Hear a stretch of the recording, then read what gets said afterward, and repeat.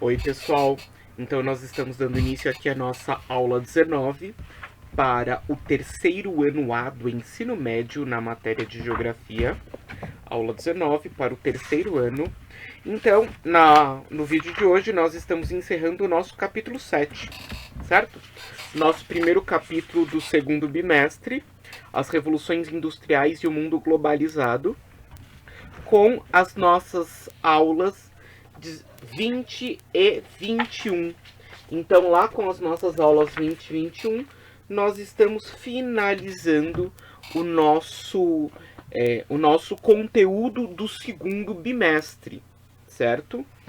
Então, nós aqui na aula 20 e 21, nós vamos falar a globalização da economia e o acirramento das desigualdades mundiais, certo?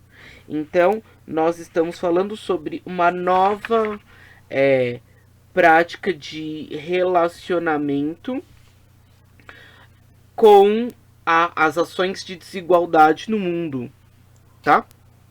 Então, aqui nós começamos falando então da terceira e quarta revolução industrial. A terceira revolução industrial ela acontece ali na década de 1970 e a quarta revolução industrial ela acontece já no início do século 21.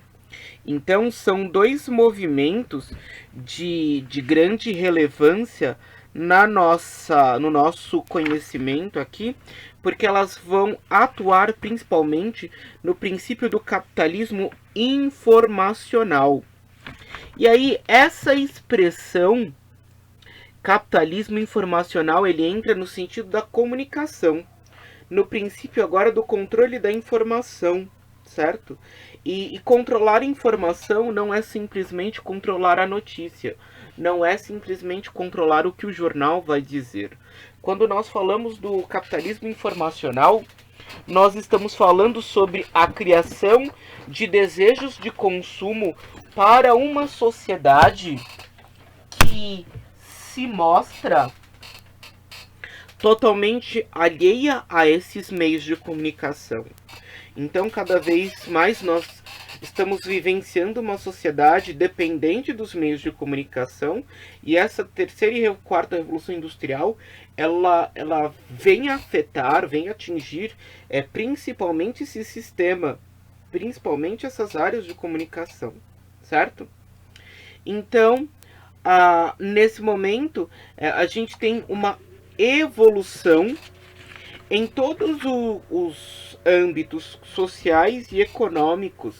E aí nós temos o surgimento de um tipo de indústria que nós chamamos de indústria 4.0, que seria a indústria máxima de excelência tecnológica, ou seja, a utilização maciça de tecnologia para o desenvolvimento das práticas produtivas, certo? E quando a gente fala da utilização maciça de tecnologia, nós estamos falando da fragmentação das linhas de produção, certo? Então, quando a gente fala sobre essa fragmentação das linhas de produção, nós estamos falando sobre uma ampliação de nossas multinacionais, dessas empresas que transcendem o seu território e fragmentam as suas áreas produtivas, não simplesmente para desocupar mão de obra, mas principalmente para demonstração de poder, certo? Porque quando eu levo uma empresa para outra nação, eu não estou aqui colocando o desejo de levar emprego para aquela nação, mas eu estou levando o desejo de impor a minha vontade produtiva sobre aquela nação, sobre aquela mão de obra, certo? Então, quando a gente fala sobre essa fragmentação dos modos de produção, nós estamos falando sobre um sistema de imposição de meios de produção e, acima de tudo, uma imposição sobre os meios de consumo também. Então, a globalização vinculada às tecnologias, ela acaba por gerar uma nova divisão internacional do trabalho. Então, quando a gente fala sobre essa nova divisão ela acaba estabelecendo com a globalização vantagens competitivas de cada país, sendo que cada país são considerados pelas empresas multinacionais antes de investir seu capital produtivo. Com a dispersão da produção, o fluxo de comércio e de mercadorias se intensifica. Lembra que aqui quando a gente fala da aceleração dos fluxos de globalização, nós temos dois principais tipos de capitais: os capitais especulativos e os capitais produtivos. O capital especulativo é o capital que acontece por meio da bolsa de valores. Então, o capital especulativo, ele é feito à distância. Eu, na minha casa, na minha nação, invisto em outra nação, em outro território. Agora, quando eu falo sobre o capital produtivo, são as transnacionais, é onde eu aplico o meu dinheiro dentro de determinada nação, dentro de determinado território. Isso é controlador. Isso são as nossas multinacionais, certo? Então, nessa nova divisão internacional do trabalho, estabelecida com a globalização, as vantagens competitivas de cada país são consideradas pelas suas empresas multinacionais, certo? Então, são consideradas pelas multinacionais antes de investir o seu capital produtivo, antes de levar a sua empresa para dentro daquela nação. Ou seja, agora eu não penso em formar uma mão de obra para atender a minha necessidade, mas eu penso em formar a mão de obra para atender a necessidade daquela determinada empresa que eu quero que venha para o meu país. Entenderam? Não existe mais um objetivo particularizado, mas eu penso o investimento como forma de atrair determinada empresa para dentro do meu território. Eu penso o meu sistema produtivo como uma forma de atrair determinada prática produtiva para dentro do meu território, certo? Isso é a nova divisão internacional do trabalho, onde as práticas produtivas elas estão literalmente vinculadas a um processo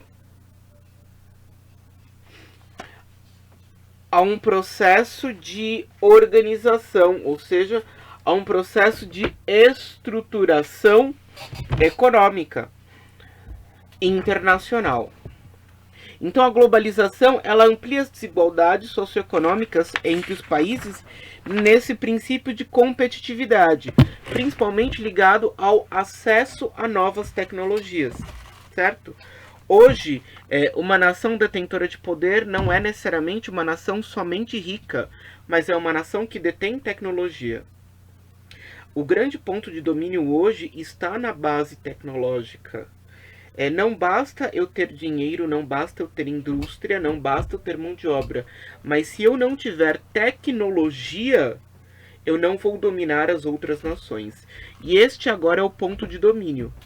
A minha tecnologia é o meu ponto de domínio sobre as outras nações, sobre as outras sociedades. Certo, pessoal? E aí, a falta de mão de obra especializada, ela se mostra como um problema para uma realidade que depende de uma mão de obra cada vez mais aprimorada. E quando a gente fala de mão de obra especializada, nós estamos falando em investimento. Investimento na área da educação. Sempre que a gente fala de mão de obra, nós estamos falando na área de investimento da educação. Investir em educação. O investimento em educação vai ser um elemento direcionador para essa nossa sociedade, para a consolidação do poder dessas sociedades. Certo? Então, quando eu invisto em educação, eu não estou simplesmente investindo no bem-estar do aluno, mas eu estou investindo na formação de uma mão de obra qualificada que vai me privilegiar economicamente em relação às outras nações. Certo, pessoal? Então, vai ficar para vocês o em classe da apostila das páginas 388, desculpa, 389, 390 e 391, que vocês devem me enviar via aplicativo Vindimo. Certo, pessoal? Tchau, até o próximo vídeo. Antes de eu fechar aqui, na nossa live a conexão caiu ali no finalzinho, mas esse ponto que a gente ia entrar na live é esse ponto das aulas 20 e 21, certo? Semana que vem eu vou ver uma forma de fazer a live sem que haja o risco da queda de conexão. Certo, pessoal? Tchau, até o próximo vídeo. Tchau, pessoal. Então, façam atividade e me enviem pelo aplicativo Vindimo ou para o meu e-mail.